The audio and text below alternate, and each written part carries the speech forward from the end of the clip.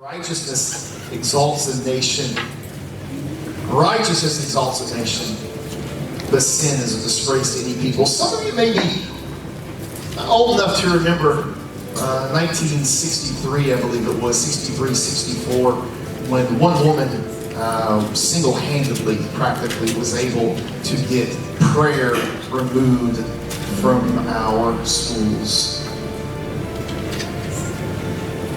It wasn't only, I think, 12 years ago, honestly, when suddenly there became this huge trend in America where they were going through our courtrooms. Do you remember this? They were going through our courtrooms and they were removing from the walls any Ten Commandment monument they could find, whether it was words, whether it was a portrait, whatever, anything that referenced the Ten Commandments in our courts of America, they began to remove any statue, any monument that stood on public ground that was in any way attributed to the Ten Commandments of the Lord. They began to try to tear down. In our walls, in our courtrooms that at one time held the Ten Commandments of God were now bare. The problem with that is that when you remove the commandments of God and you leave a bare wall,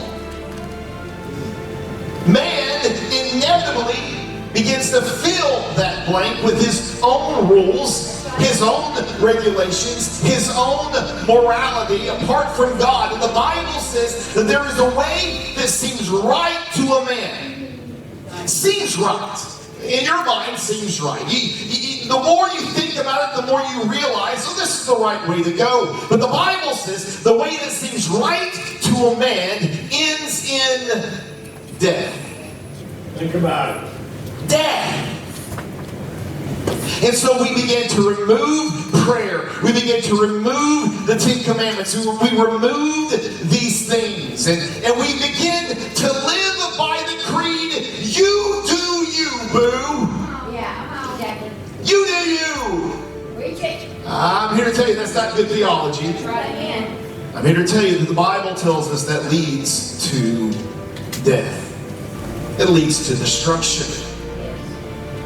Erwin Lutzer gives a great portrait of where we are in America today. Imagine, if you will, a steel beam being held by one wire in the very middle, and on each side of the steel beam there's a man. They both weigh equal weight, and their weights are keeping the steel beam balanced in the air.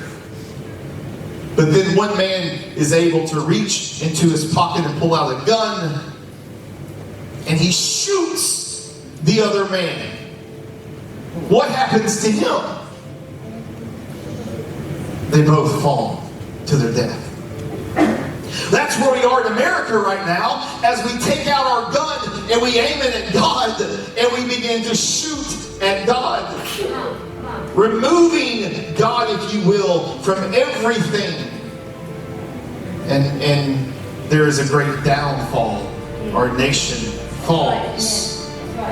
And this is the thing. So this is where it gets weird, right? Because we continue on our own way. It only gets worse. And we recognize it only gets worse, but we still continue on our own way. But then we recognize it only gets worse, but then we still continue on our own way. Come on now. And we just keep doing it. And we keep repeating the same problems. And we recognize there's a problem, but we still keep doing it our own way.